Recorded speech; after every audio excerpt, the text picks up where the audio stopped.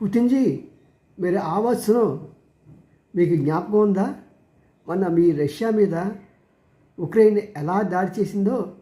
అలాగే అమ్మా నేను ముందుకెళ్ళను.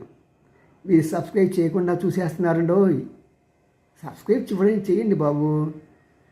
ఇదేం డబ్బులు కట్టక్కర్లా, ఫ్రీ దానికి కూడా మేము ఎంత బాధపడిపోతే ఎలాగా? మీరు సబ్స్క్రైబ్ చేశారనుకోండి, మాకు బలాన్ని ఇస్తుంది కదా. బాగుంది అనుకోండి లైక్ చేయండి, ఇంకా బాగుంది అనుకోండి షేర్ చేయండి. వాళ్ళ మార్నింగ్ నేను రాత్రి ఒక వీడియో పెట్టాను అనమాట. అంటే రేవంత్ రెడ్డి ప్రభుత్వం కళాకారులకి ఎలాగా గౌరవిస్తున్నారు అనే దానికి పెడితే ఒక్క గంట సేపులో 2000 వ్యూస్ వచ్చాయి. కానీ సబ్స్క్రైబర్స్ ఎవరు లేరు. కానీ ఇలా దారుణం కదండి. మీరు సబ్స్క్రైబ్ చేస్తారంటే మాకు అండ, మా బలం. You are our strength. సరే ముందుకెళ్దాం. ఏమైందంటే ఉక్రెయిన్ వాళ్ళు రష్యాలోకి దొంగ దెబ్బ కొట్టి, ఆ దెబ్బ కూడా ఘాటైన దెబ్బ, తేరుకోలేని దెబ్బ. $700 బిలియన్ ఆవిరైపోయింది ఒక క్షణంలో.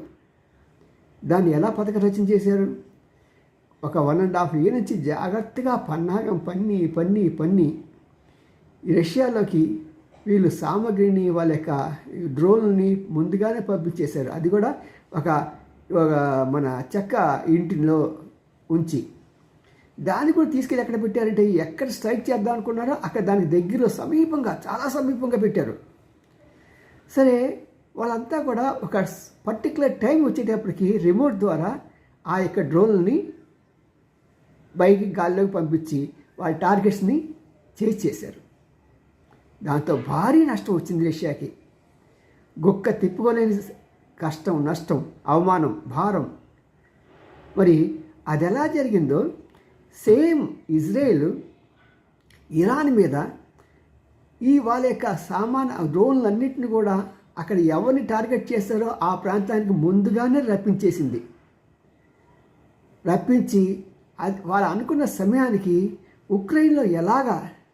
ఉక్రెయిన్ వాళ్ళు ఎలాగ రష్యా మీద దాడి చేశారో అదేవిధంగా ఈ యొక్క ఇజ్రాయెల్ కూడా వాటి రిమోట్ ద్వారా వాటి స్థానాల్లో పేల్చివేశారు.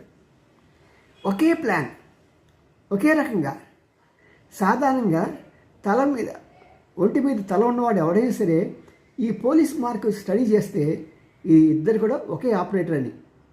బహుశా ఆ ఐడియా ఇచ్చింది కూడా ఉక్రెయిన్కి ఇజ్రాయెల్ అయి ఉంటుంది. అందుకని చెప్తున్నా, పుతిన్ గారు మీరు ఆవాజ్ సునో అని.